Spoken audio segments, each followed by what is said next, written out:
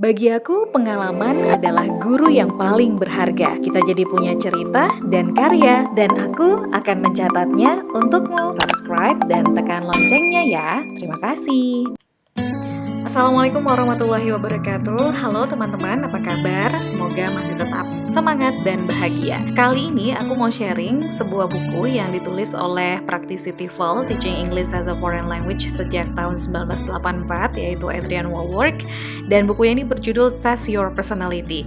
Aku menggunakan buku ini untuk mengajar teenager up to adult ya, untuk warming up the class. Jadi before starting the lesson, sebelum pelajaran dimulai, anak-anak suka sekali untuk mengetes personality mereka dengan pertanyaan-pertanyaan yang simple yang ada di dalam buku ini ya. Jadi para guru juga bisa menggunakan ini karena tujuan utama di create-nya buku ini adalah untuk meningkatkan vocabulary siswa ya, dan memperbaiki pola kerjasama mereka di dalam berinteraksi satu sama lain dengan temannya. Nah, di dalam buku ini juga banyak pertanyaan-pertanyaan yang menarik seputar personality seperti are you pessimist or optimist, are you introvert or extrovert, are you victor or victim, dan banyak lagi, are you confident or anxious. Namun sebelum pertanyaan ini diberikan kepada anak-anak, yang harus dipastikan adalah anak-anak not taken seriously about the result ya, karena ini hanya untuk media pembelajaran saja. Oke, teman-teman, hari ini satu bagian atau one part of this book adalah tentang pertanyaan ini. Are you assertive? Apakah kamu tegas? Jadi nanti Nurma akan sampaikan ya 7 pertanyaan dan teman-teman boleh menjawab A atau B. Just want to make sure that teman-teman termasuk orang yang tegas atau enggak ya. Jadi silakan untuk mempersiapkan notebook or pen-nya ya. You can write down your answer. Happy trying! Okay, let's come to the first question. Pertanyaan pertama. In a restaurant, you feel the quality of the food and the service has been poor. Which of the following action do you take? Oke, di sebuah restoran kamu merasa kualitas makanan dan pelayanannya nggak bagus. Sikap apa yang akan kamu ambil? A. Tip the waiter the standard amount and complain to your friends afterwards. Kamu akan tetap memberikan tips kepada waiternya, tapi habis itu kamu ngomel-ngomel gitu ya, kamu ceritain deh itu ke teman. Atau B. Decide not to leave a tip. Kamu memutuskan untuk tidak meninggalkan tips apapun and tell the management just why you are dissatisfied. Dan kamu bilang ke manajemennya kalau kamu tidak puas gitu ya. Oke, time to choose. Silahkan dipilih jawabannya.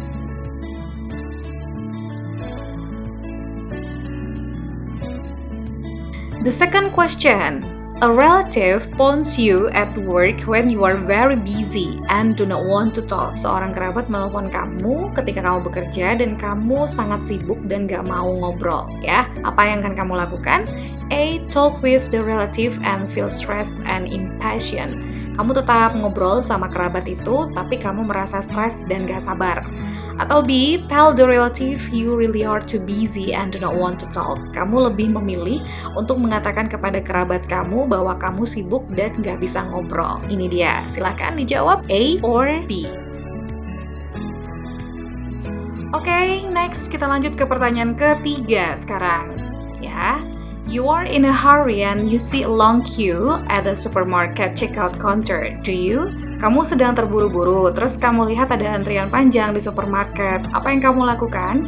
A. Wait in the queue and get increasingly irritated about the lack of help. Kamu tetap menunggu antrian, ya, dan walaupun kamu masih terganggu gitu ya, karena nggak ada yang bantuin gitu.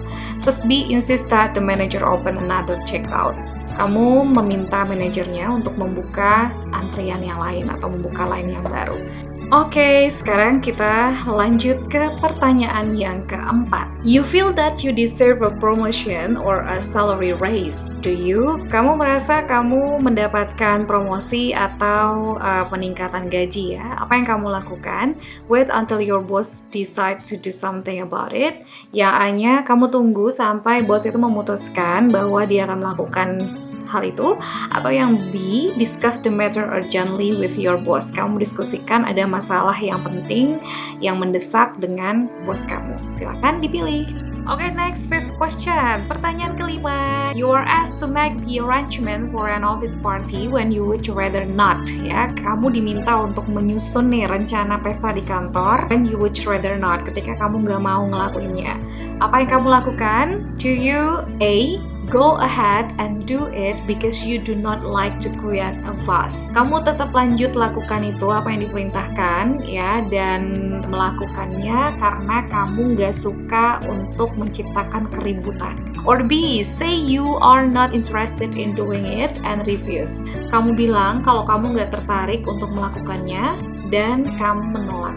Okay, we come to the next question, number 6. Your boss asked you to stay late and you have a very important personal appointment. Do you?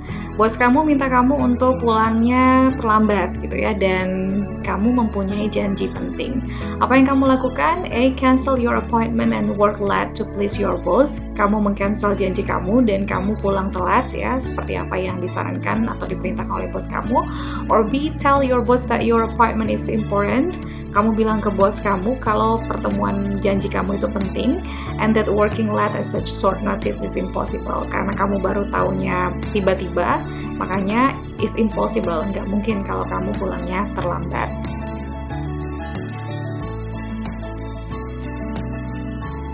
Okay, we come to the last question of this personal test.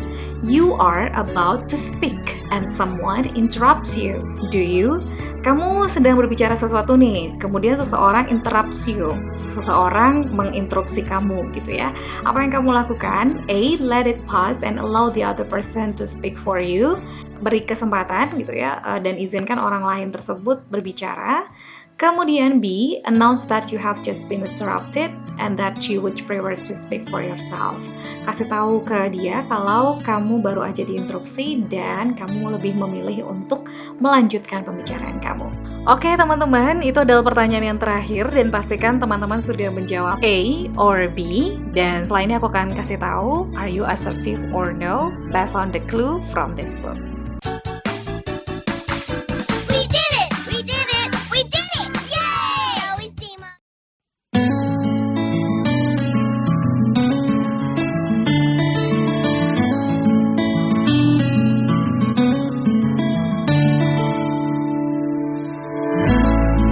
Oke teman-teman semua, sekarang di layar teman-teman sudah ada discussion screen-nya ya. Jadi ini adalah merupakan hasil diskusinya yang bisa teman-teman jadikan bahan ya untuk berdiskusi bersama anak-anak tentang hasil yang mereka peroleh. Nah, tadi gimana teman-teman, sudah mencoba sendiri? Kalau saya juga sudah mencobanya ya. Nah, teman-teman apakah skornya mostly A atau mostly B? Kalau yang mostly A ini cenderung let people get away with things and have it their own way rather than insisting on your own rights. Jadi lebih membiarkan orang lain aja yang ambil peran gitu ya. Kalau sebenarnya kan kalau di dalam sebuah diskusi setiap orang itu punya hak untuk berbicara. Nah, dia lebih memilih untuk tidak berbicara atau tidak menggunakan their own rights gitu ya, hak dia untuk menyampaikan sesuatu. Nah, if you answer A to all 7 questions, then you are risking having your life trampled on. Katanya kalau sebagian besar yang menjawab A ini, maka dia akan beresiko menjadi orang yang hidupnya itu trample on. Trample on itu hidupnya seperti terombang-ambing gitu ya. Hidupnya itu bisa terabaikan juga gitu ya, karena dia punya hak untuk berbicara tapi dia tidak menggunakannya. So you need to adopt some strategies. Katanya untuk orang-orang yang memang seperti ini disarankan untuk lebih bisa memberikan 2 list, yaitu yang pertama adalah kita buat listnya, the boundaries what you consider, apa yang kita pertimbangkan dan apa yang kita tidak terima. So when someone do something to us ya yang memang melanggar atau crosses that acceptability line kita harus intervene gitu ya. Kita harus bisa langsung angkat suara untuk menyampaikan hal tersebut. Nah, yang kedua caranya adalah you need to command the respect of those around you. Jadi kita memang harus mengkomen diri kita sendiri juga untuk respect gitu, respect dengan orang-orang yang ada di sekitar kita. Just speak up, let yourself be heard ya. Ngomong aja, kalau kita memang ada sesuatu yang disampaikan, sampaikan ya. Biarkan diri kamu itu didengar ya. When someone appears to be totally disregarding your needs gitu. Jadi orang-orang juga bisa tahu apa yang kamu sampaikan gitu. So, ini adalah untuk yang mostly A's answer. Nah, teman-teman, untuk jawaban yang mostly B, ya, yang menjawab sebagian besar B, di sini dikatakan while putting your needs first, maybe a healthy trait some of the time. Dengan meletakkan beberapa pendapat kita, ya, ataupun kita sudah menyampaikan apa yang kita ingin sampaikan, itu adalah merupakan hal yang sehat untuk some of the time. Nah, if you answer B to most of the question, katanya you are not merely being assertive. Sebenarnya kamu nggak selalu being assertive gitu ya, tetapi kamu juga memiliki pendekatan yang bulldozing. Nah, bulldozing ini agresif gitu ya, agresif. Nah, you need to aim to be somewhere in between. Kita disarankan juga untuk yang mostly B ini untuk berusaha berada di tengah-tengah gitu ya, ketika ada sebuah diskusi misalnya memang sikap ini diperlukan. Nah, being assertive is about respecting both yourself. Jadi menjadi orang yang tegas itu ternyata adalah orang yang respect terhadap dirinya sendiri dan juga respect terhadap orang lain, karena dia mengakui bahwa everyone has right to be a human being, everyone has right to speak up gitu ya, setiap orang punya hak untuk berbicara. Nah, while you should, dan kamu juga disarankan untuk bisa membangun strong relationship ya, strong relationship artinya hubungan yang kuat dengan satu sama lain. You also need to hear, dan kita juga harus mendengar gitu ya, understand what others have to say if you do not necessarily agree with them ya, walaupun kamu tidak setuju gitu dengan apa yang mereka sampaikan. Nah, teman-teman, ini dia untuk jawaban yang B ya. Kalau dilihat dari A dan B ini ada kelebihan satu sama lain ya. Yang A memang menyemangati supaya kita menggunakan hak kita di dalam berbicara ketika kita di dalam suatu forum. Nah, kalau yang B, kita lebih kepada bagaimana kita bisa menyeimbangkan diri, kita bisa berada di tengah-tengah, karena itu manfaatnya orang asertif itu di garis bawahi adalah bagaimana kita bisa merespek kepada diri kita dan orang lain gitu ya. So we have to listen others' opinion, but we have to speak up also about our opinion. Kita juga menyampaikan opini kita seperti apa. Nah, ini pasti bermanfaat banget ya buat kita yang ingin memperbaiki diri, khususnya aku sendiri gitu ya, untuk bisa lebih baik lagi. Nah, assertive not means that you lead the forum itu secara totally ya, tetapi asertif itu adalah how you will be like tactful person gitu ya, orang yang bijaksana, orang yang bisa mendengarkan orang lain dan juga bisa mengungkapkan apa yang disampaikan tapi dengan cara yang baik juga. Thank you for listening this, mudah-mudahan ini bermanfaat untuk teman-teman semua.